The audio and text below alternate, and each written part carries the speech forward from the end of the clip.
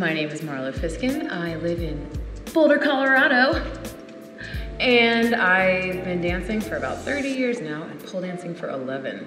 I mean, I'm most known for flow, fluidity, but I think that comes down to being very aware of what you're doing, taking great care of how you make contact with the pole, and going for making things as easy as possible, or efficiency, which often ends up looking nice or having a flow to it, and eliminating tension that we don't need, because pole is a pretty high tension activity, so I like looking for opportunities to relax a little bit. I'm influenced by, of course, dance, because that's been something I've studied for a long time, but also the principles of movement that are kind of universal. The things that make someone good at doing anything, there's certain coordination patterns or certain elements of spinal awareness that will make someone great at whatever they're doing. So that's a big area of interest for me, and it guides how I teach and the strange ways that I get people to warm up. Actually have been brewing a project that has nothing to do with pole dance, because it has to do with all people.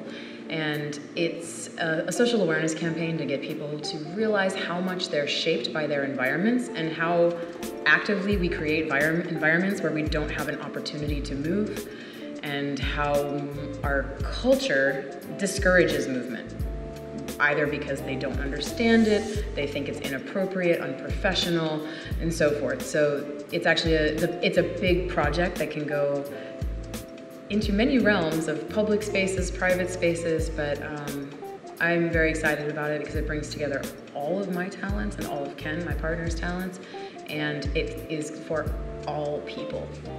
People who consider themselves movers or don't, it doesn't matter.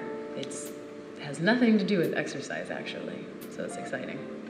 Well, I still run around the world a lot of the time, but I have videos available anytime on poleflow.com.